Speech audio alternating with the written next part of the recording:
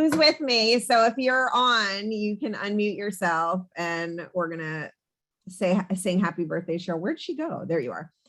Okay, ready? Unmute. You got to help me out here because it's really early in the morning. All right, one, it's going to be a disaster, but it'll be so awesome. All right, 1, 2, 3. Happy birthday to you. Happy birthday to you. Happy birthday, dear Cheryl. Happy birthday to you. Woo, applause, little emojis. Give her your love. That was really special. Thank you so much. See? Never heard anything like that before. I know. Getting a Zoom birthday song is like nothing else. That's what I said. It's never, no matter how much you try to get everybody together, it just doesn't quite happen. So thank you. We love you and you're awesome. So happy birthday. And is there anybody else whose birthday? Oh, Sarah put a little cake on there. That's cute. Anybody else whose birthday is today? If so, don't be afraid to let us know in the chat box. Okay, good morning, everybody. Happy Wednesday. So I asked, let me see if Joyce, I asked Joyce, are you on yet?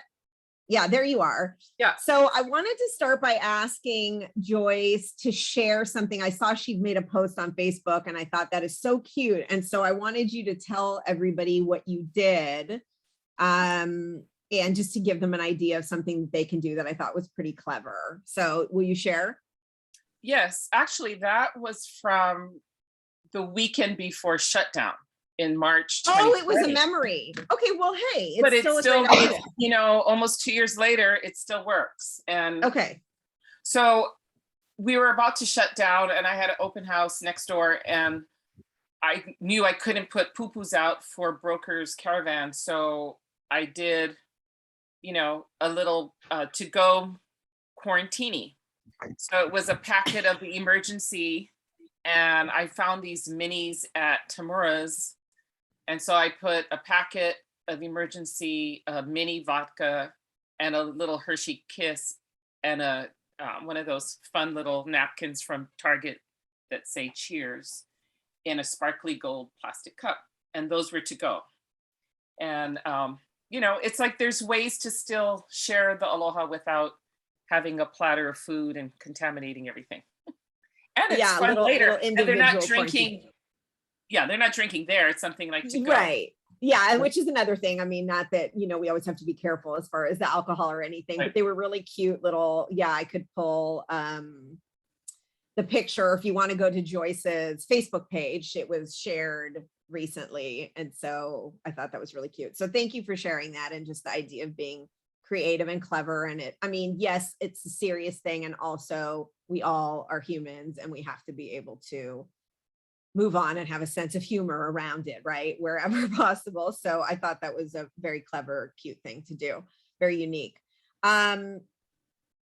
So I wanted to also share a quote with you that came up in a call that I was on Monday. A couple of you were on this with me where James Shaw was talking. And one of the things he was talking about was he was sharing different quotes. And one was from the Shift book. And it said, success comes to those who embrace and practice consistency. So success comes to those who embrace and practice consistency, which we talk about a lot, right? It's not always the fun stuff. And yet it's the consistency that allows us to succeed. I wanted to also share with you guys, their KWRI is starting these monthly trainings, and they have a lot that is always going on, which you can look at it in Connect that pop up. These are some specific things that they're doing that are really great, that they're pushing focus to, and I think are incredibly valuable. And one is coming up that I wanted you guys to look up. It's called, and maybe Ray, you can put the link if you can find it in the chat box. It's with Jay Papazon and it's called Going Vertical. And this is coming up on January 29th. And the cool thing is they actually kept us in consideration, the fact that we're on Hawaii time, which oftentimes, as you guys know, those trainings will start at a really, really early hour for us because they're central time focused. And Kelly Cody, who's a good friend of mine, who was used to be in our region as an MCA in Northern California, and now she works for KWRI. And if for those of you who are in leadership, she's on the call a lot on Mondays. And she even made a comment that, so Hawaii, we're doing it, it's 8 a.m., it's 8 a.m. our time. So it's great. It's actually at a reasonable hour, so we can participate in those rather than being at like at 4 or 5 a.m. So take a look at that. And if Ray finds it, I'll have him put it in the chat box. Oh, he already did. Great. Oh, is this going vertical? So, it's January 20th. I had the 29th. Okay, well, so there you go. Just check that out. Look at the link. The other training class that I want to promote and highlight for you guys, again, because there's so much. And so part of my job is to direct you and guide you to what, I think is going to be very beneficial for you, that I kind of put a star next to. And this is a big one because we're actually paying for him to do this for us in Hawaii, which Gene Rivers, some of you know, who's one of the best instructors with Keller Williams, he is going to be doing the listing clinic with us, because what do we want to focus on right now? Listing. I can't hear you. Yes, thank you.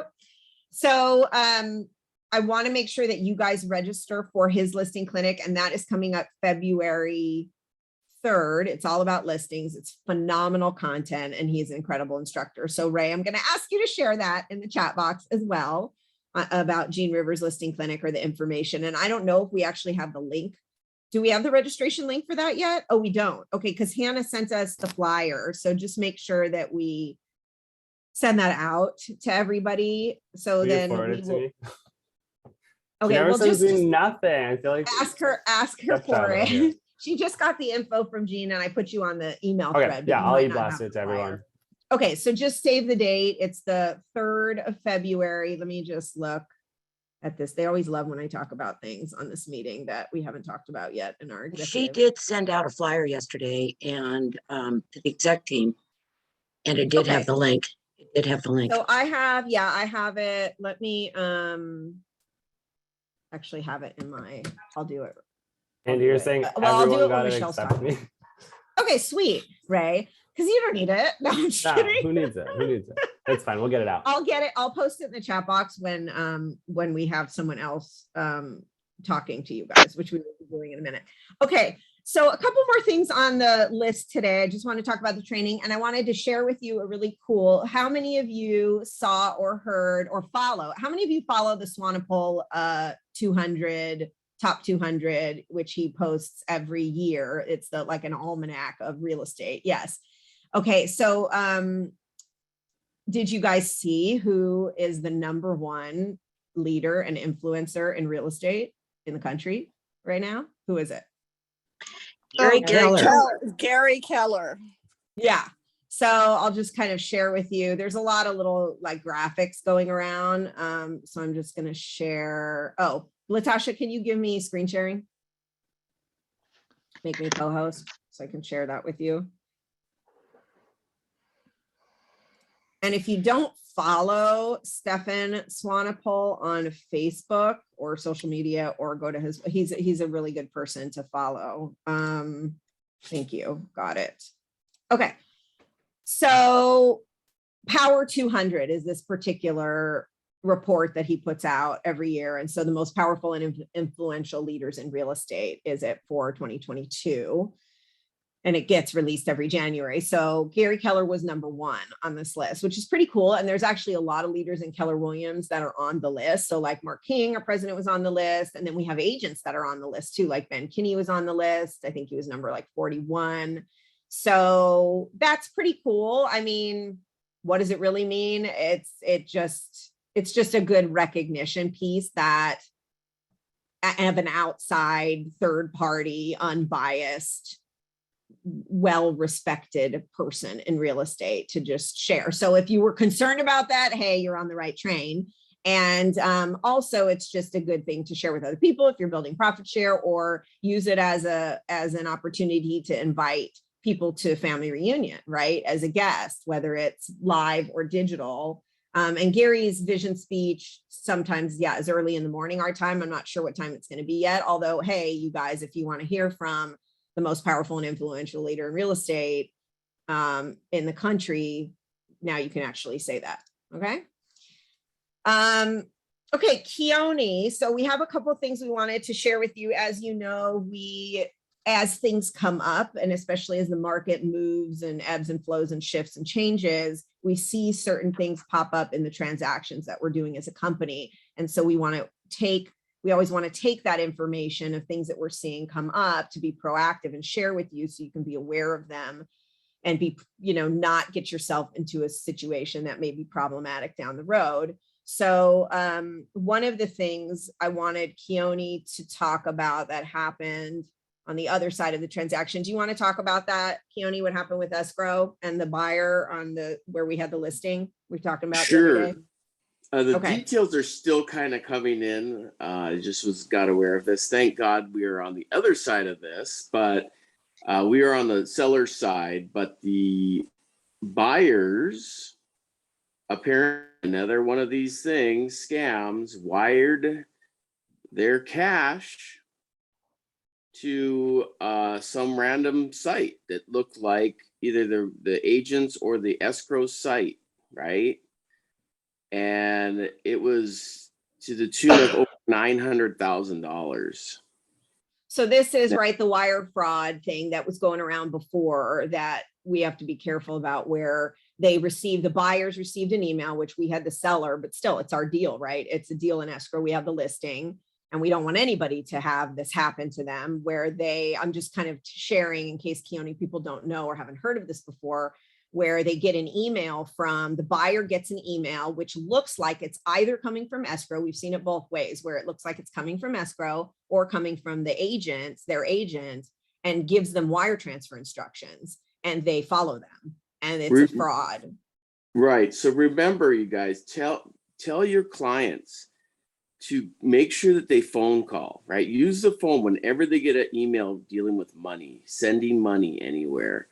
Pick up the phone and call their escrow people, call their agent, because it could come from an agent too. It's not only coming emails from escrow, and it'll look like it came from you. It has your footer, it has everything, and it looks like it just comes from. And that money is almost 99% gone. So now they have to come up with another $1 million if they want to. Right, which probably not going to happen in this case. So, it's just like Keone's saying, I think that the practice is to make that part of your conversation. I mean, ultimately, we want escrow to be doing that as well with our clients, and to just say, hey, as when they start a deal with them, so that they're aware that this can happen. The other thing I've seen agents do, which you're welcome to do if you want, I mean, Michelle can tell you what verbiage or whatever. I've seen them put in their footer and put in the chat box, if you have this in your footer, which talks about wire fraud. And it says, wire fraud is on the rise. I remember we did this before when this was happening more frequently. And escrow still has it sometimes in their email. If you've seen that, right? Wire fraud is on the rise. Please be sure to verify. If you receive any instructions, contact us, call us, talk to us on the phone. So, you do that as well. If you're working with a buyer, it's a good best practice for you to include on your checklist of things that you do, which is to have that conversation with them or to send them something to make sure that they're aware so they don't get caught in that situation. Anything else? Yeah, on that? and it's easy as picking up the phone. Great advice. Yeah, thank you for that. Has anybody else had a story around that or had that happen in their transaction? I remember speaking with an escrow officer once, and she was saying, like, just look for like any sort of weird changes, like that could seem something similar to the email. Subtle changes in the email. Just a really subtle change. Yeah, that doesn't feel right. Yeah. Yep. So, okay, thank you. And then I also wanted to talk about a situation that happened. This is another thing I really want you guys to be aware of. And so because this happened to us too. So we were on the listing side of the transaction, and the buyer's agent, and you're in the middle of your due diligence period. The buyer's agent speaks to the buyer. The buyer wants to cancel the transaction. and they don't notify you of this. They just send cancellation to escrow and tell escrow to send that out to all parties, including your client. And you know, are blindsided by that. Has that happened to anybody where you weren't aware that somebody was canceling and then all of a sudden cancellation instructions go out and now you find out and you didn't have that conversation with the agent before? Anybody else? I see Michelle. So the moral of this is, if you are the agent and you're representing a buyer, okay, well, let me ask you a question. If you're an agent representing a buyer and your buyer says that they're going to cancel, do you have a conversation with the other agent before you have cancellation sent out to the party? Of course. Okay, So right? They'll Of never course, want Lisa's to. saying. They'll never want to work Yeah. with you again if you Anything don't. else is rude. It's just Yeah, rude. so that is happening. I'm just letting you know. So one of the things that you can do as a buyer's agent, you want to do that. I mean, that is not cool. And it's just, there's a lot of things that are wrong with not having that conversation. Plus, it doesn't give you an opportunity to potentially salvage the deal. You know, the other thing is no questions were asked about if somebody's canceling for whatever reason. Oftentimes that can be resolved if there's a conversation prior to cancellation. So work with your fellow agents. Yeah, I agree. Like, you know, why wouldn't you do that? So that's a little surprising. Just know that that's happening. And then on the other side, you know, what could we have done is potentially had that conversation with that agent when we get into the deal and say, hey, do me a favor. Or, I mean, you don't think that you would need to do that, although you might want to, again, add that to your practice to say, hey, to that other agent, if there's something that happens during this period where your buyers are considering canceling, would you please pick up the phone and let's have a conversation about it and let me know what the concerns are. Obviously, you have to be okay to disclose that, but let me know so we can potentially work together. Do we agree that we want to make this happen for the parties if they want to make this happen? And so I don't know if you guys have those conversations with the agents. It's just, you wouldn't think that sometimes you would need to say things like that. I just wanted to let you guys know that's happening as well. That's Michelle, very curious. Yeah. And I hope that was not one of our agents that behaved that way. No. It was the buyer. We had the listing. It was the buyer's agent. Because that's just Well, bad behavior. Bad. My question too, was it a newer agent that just wasn't aware of No, protocol? or- no, totally highly. Broker owner of another company. No. Okay, let's not get into too many details, but it was a surprising situation. So that's why we bring it up, because was not a good situation. Okay. Do you think this may be happening because having multiple offers placed? Teresa's asking. I mean, that can affect, if we're talking about a situation where it's an initial offer. Yeah, there's some things that agents will be inundated with offers. And so they may skip a little bit more on courtesy than they might normally do if they had one offer in and they have multiple offers. So I do think that can change the way that an agent maybe responds or doesn't respond for offers. This was a deal that was already pending in escrow. Yes, Michelle. Yes, this is a very timely conversation because Okay. I have a buyer for whom I am writing an offer this morning. We're already in escrow on something else. And if she gets this new property, she will be canceling the first escrow. And she's going to do it under seller's disclosure, which she hasn't signed off on yet. And we've had 3 seller's disclosures. So we have a huge window yet on the seller's disclosure, but she signed off on J1 and M1.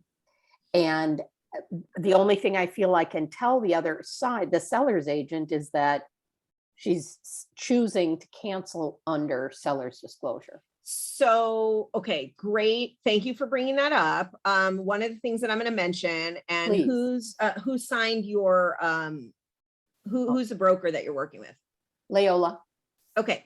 So this is a conversation, and maybe Michelle can get involved in this too. I just want to be really careful, and this is good that you brought it up, about that kind of a situation. And I'm not going to say you can do X, Y, or Z because I don't know the details of it. So that's a further broker conversation off of this call. What I can tell you, and again, you can talk to the attorney for the specifics about this, but you have to be very careful about a person being ever in a situation where they might be in two contracts at the same time. Because they have to be, just from past experience and conversations with attorneys, when the market is like this, that whatever they're in contract with, they have to be able to perform or be willing to and able to perform on both, where there's not misrepresentation. So you have to be really careful about the timing and logistics of that. So that's a good question and conversation. So I'm going to encourage you to get on a call, like really be careful about how you do that in terms of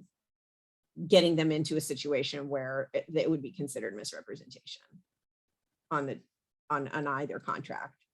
So I guess talk offline maybe if you're strategizing right now with Loyola, continue to do that. And then if you want to get Michelle involved to make sure that we're good to go, that would be a good idea.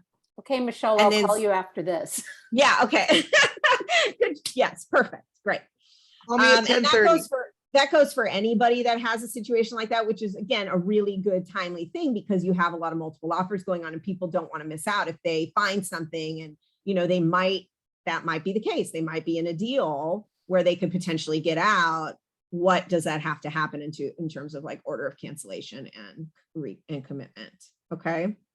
Good question. Anybody have anything else on that or on any scenario that? I just wanted to go back to what we were talking about, Yes. The way it affects the agent, right? Because you might think, well, that affects the buyers. Too bad for them. That's terrible. But, these things get investigated and they get investigated by like Interpol, who is like the world police, right? FBI, local police. I mean, it makes your life a living hell because they think you're part of the racket. You're talking about the wire fraud. Yeah. The wire fraud scenario. Thing, right. Yeah. So They look at the investigate agent. everybody. Yeah. And then they blame you, right? If you didn't warn them, they're going to blame you. And yeah, how that goes. Yep. So Ray and I were talking yesterday. I love that Ray was talking about this. This was so great that he was saying that the agents should, and I love that this came from him, be contacting and talking to buyers that purchased properties like last year or a couple of years ago, to call them to sell. Because what's been happening in the market when you see this kind of a dramatic price increase, the question is, have you been talking to people? Have you been reaching out to your clients that literally just bought a year ago, 2 years ago, 3 years ago? So is that a list that you've thought about? Who, and put in the chat box or raise your hand, digital hand, or make a little emoji, who has actually been doing that and reaching out to the people or thinking about reaching out to those people as opposed to what else you're doing to generate your business right now? Who's going back to those clients? Great. Who has had a situation where a client has done that, just come to you and said, hey, I know I bought and my neighbor just sold for X and we're thinking about selling. And obviously you have to figure out what they're doing and they have to figure out where they're going, but might that be a good conversation? What if you just turned around and sent CMAs to all of those people that bought and now have another, whatever, 25%, 30% plus equity? We know from last year to this year, that was a 25 across the board of all the deals we did, 25% increase in value. So that's a good conversation. Teresa, Sarah, oh, you guys are in one right now. Great, Teresa. Yes, Michelle Del Rosario. I think there's two opportunities coming up. One, when I sell a property, I always tell my clients, if they're looking to pick up equity, let's put it on the market at 1 year and 9 months and close it at 2 years and a week if they are owner occupants, because they can pick up the federal tax-free $250 if it's a single person or $500,000 if it's a married couple of equity they can pull tax-free. Yeah. So just have that conversation.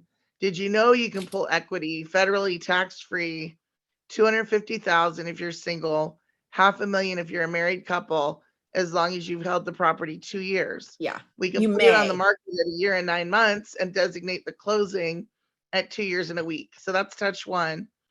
Yes, and I just want to add to that, saying you may be able to talk to your CPA to verify. That's it. Well, Okay, it's good. part of the IRS code. It's a factual item. So I'm very comfortable with you saying that. But we always Okay. do want them to consult with their CPAs for their specific tax situation. That's Touch capital number gain. 2, that's, Yes. I'm sorry. People can look up, Yes, people can look capital up gains. capital gains tax. Yeah, capital gains. It's a factual code, so we're safe with that. The second upcoming touch will be when the County of Maui posts the new tax assessments, which typically post March 15th.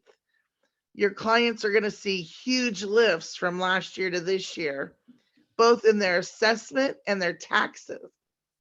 So for those that are tax sensitive, now's a great time to sell because you got a lift of 25% and your new tax value is X. So for the whole second half of March, you could just call a new tax assessed value. Did you know your value just posted? Your house is now assessed at X. So there's two That's a good great touches. idea. That's a great idea. I love that. Christine's asking, do we have a wire fraud disclosure document? We do not, Christine. It's just really, I would just say it's an important thing to mention. You can create verbiage and have Michelle review it if you want. And then I wouldn't do it as a separate necessarily document unless she wants you to do No. that, but just, you can look at what the escrow notices. companies, look at what the escrow Has companies are notices doing. about wire fraud and emails. Let's use their standard vetted language. We are not going to create something. Hey, Great. Lisa, Or Yes. can I chemo add something on stone. that? You know, I'm Joyce, sure many of- and then Karen. Then I got I'm one. sure other many thing. do the same, but I make it a point whenever it's wiring money time, whether I'm on the listing or the buyer side, that I'm very concrete about texting and emailing and highlighting that please call the escrow officer and let her know exactly when you're wiring it to avoid any fraud complications. One, as a protection to myself, so if something does happen, I have warned them, but more so to make sure that they are in a very succinct communication with escrow that I'm about to wire it. Okay, I'm about to receive it, and not just let it kind of roll off and think like they're going to do it. Yep. It's a big deal. And, there's a whole interesting side conversation, which is not like right now in this huddle, probably, although it might be an interesting thing as it continues and evolves to have, which is, I was had dinner with Jonathan Udis. I don't know if he's on the call right now, who's on the ALC. And, we were talking about cryptocurrency, which I don't know if anybody's following that or into that. And, there's a lot of different facets of it, although we're seeing, there may be a situation where, and there have been properties that have been sold that way. I mean, kind of, not technically where the money has been moved from crypto, but that is something that, a trend is showing and stating that that may be more prominent in our industry. And part of that may affect, if that happens, what does that mean for escrow companies? So we may see some changes happening in the future. I don't know if that's going to happen tomorrow. It's just another thing to be aware of. And it's interesting because this wire fraud conversation came up. And that's one of the reasons that is happening, with the idea that it's safer potentially to do things that way. Hey, Lisa, I just want to let you know I'm here, and maybe later this year, I'd be happy to do a little program on crypto and real estate. Be very interesting, Jonathan. Yeah, that'd be awesome. Thank you for offering to do that. I'd love that. I think it was a really, really cool conversation that we had the other day. Okay. The county, Julie says, the County of Hawaii offers special programs for the landowners, such as exemptions, 3% growth cut. Okay. Okay, good. Thank you for posting that. That's awesome. Great. Okay. And then Teresa posted, situation where now somebody's looking to sell that just bought. Okay. I also wanted to share with you, I got an email from an agent with another company in another state. And I thought it was kind of a cool, again, idea where it was a touch. And it was, and this used to be like a door knocking strategy, or a flyer strategy, like a door hanger strategy. Although he's doing it via email. It's very simple. So it was an idea I wanted to give you. And it just said, hey, Lisa, do you love your neighborhood? And now this would have to be true, of course, right? I've had some clients interested in your area recently, which we're not going to say that unless we have. Now the company could have buyer clients in there. I mean, you can do that as long as you know that you can produce somebody. If you, I mean, really, if somebody said, yes, I want to sell, like you have somebody who's interested. We obviously don't say that unless we do, but he said, I've had some clients interested in your area recently, would appreciate your thoughts on the neighborhood, right? So this is a community-based touch. And then the secondary pitch was, if you want to see what's new in the market, in your market, I have up-to-date listings on my website. I can generate a report for your home value. So it's a touch about valuation as well. So you can get a valuation. Hey, it's a neighborhood touch, which is community-based, which is always stronger and good because people care about that. It's localized. And then directing to the website to run a CMA report, which was the call to action. So I thought it was very simple and effective as an email. And I wanted to share that with you. Anybody else using anything that they feel is effective right now? And I would say, I mean, listing specific would be very interesting to the group, obviously. So who took a new listing or two in the since the last meeting that wants to share something that they did that was successful for them? Where'd you get your new listing from? Ours are both past clients that were aware that the values were going up. And so we were able to, in one case, turn a client that we sold $1 million house to into a $2.5 million sale, and we're in escrow. Another one just bought 2 years ago for $710,000, and we're going to be listing her today for about $995,000. Fantastic. So another thing you can do, thank you for sharing that, Julie. Another thing you can do is use those stories for testimonials too. Another great touch is, hey, we just had, so have them, and it's better if the client says it, like, oh my gosh, I wasn't aware, I was able to get X, you know, it's been this amount of time and I sold my property. So if they tell that as a testimonial, and then you send that out to your database and say, hey, here's an example, like this is what we did, by the way, I can, you know, let me run a report for you if you would like to look at, right, cash in and not uncashed lottery, potential lottery ticket, and all of the just the fun marketing things. That's another great thing to do. So you've got to be out there having those and initiating those conversations. And as you know, if you just start talking to people about it and sending that out, you've got people out there that will say yes. They just don't know. They're really relying on you to be their expert. The life of a repeat client shortens dramatically during these upshifts. Yes. Gosh, Ray, man, you sure you don't want to stay here and get your license? Okay. So I do want you, that's all I have. Michelle, do you have anything else, or Andy, or does anybody? I did, but I'll hold it for next week. Are you sure? Okay. Yeah. Okay. All right. So I've got one Jonathan. little thing. Oh yeah, Lisa. Jonathan, go ahead. I just want to let everybody know, we've talked about it before, but in terms of the pledge for KW Cares, the I Care pledge, where you donate a little bit, whatever you can, even if it's just a few dollars from every one of your closings, and it kind of automatically happens so that we can raise money for KW Cares. We're going to be doing calls and emails. We're just trying to do a little bit of a push to try and get our overall percentage in terms of the agents that are participating before family reunion. Oh So yeah, I just wanted to let everybody know, and if you are open to that, just know we're going to be contacting everybody, and we've already gotten the percentage of agents participating up significantly from last year, and our goal is to go to family reunion and kind of present KW Realty Maui as an example of, like how it's easy to raise those numbers and raise more money for a good cause that supports agents in need within the company.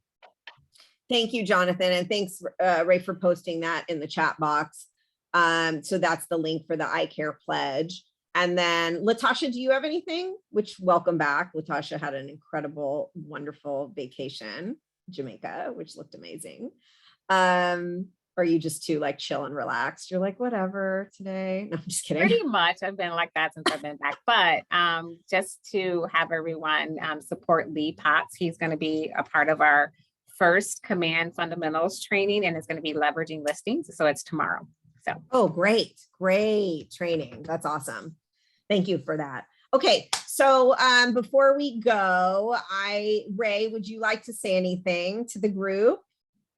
Because I'm going to share, if you're not, what's going on in your world and what we're excited about for you. Lisa, you're welcome to, but yeah.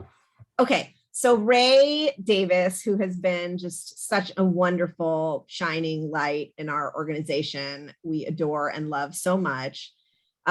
He has an opportunity and we're very excited for him. It's very bittersweet, which I know he said too, because he loves us and loves being with us. He is going to be moving back to the mainland, to Montana, and has an opportunity to have his own restaurant and bar and do something that he's wanted to do. And his family's there, and I know we love him. We love you, Ray, and we're so sad to see you go, but we're very happy for you and we want what's best for you. And I'm going to come. I already am planning to visit him, not in the winter, of course, which I'm sure you can visit him too. So anyway, we love you. And I just wanted to make sure that everybody knows, because you won't be with us even on our next call. So this is his last week. He's actually heading out pretty fast next week. So Hey, Lisa, thank you for everything. As somebody that has an office at the Kahului office and just interacts with Ray a lot, I can just say, I've never seen anybody handle and just represent us as well as him. You know, a lot of people get overwhelmed by all of the encompassing things and responsibilities of that position. And he's just always got a smile and is a great first point of contact for everybody coming into the company. And for those of us that work there, it's a joy to work with him. So we really are going to miss you, Ray. And I just want to acknowledge that you've done a fantastic job.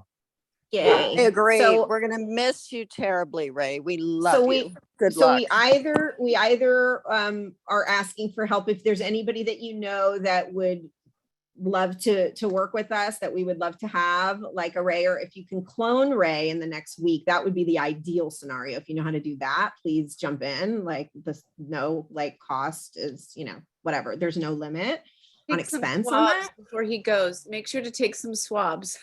That was a joke on cloning. Oh. Okay. No needles. No needles. And I wanted to have a party for him, and we just have to be careful because of, and I want to respect that, the whole situation of everybody getting COVID, like every day there's like 5 more people. So it's cool. So just send him your love, call him, and thank you for all the sweet things in the chat box. So that's it. We love you. And that's all we have for today. Thank you guys so much for joining us, and we'll see you soon. Have a great rest of your week. Bye. A family reunion. Bye. Get your tickets.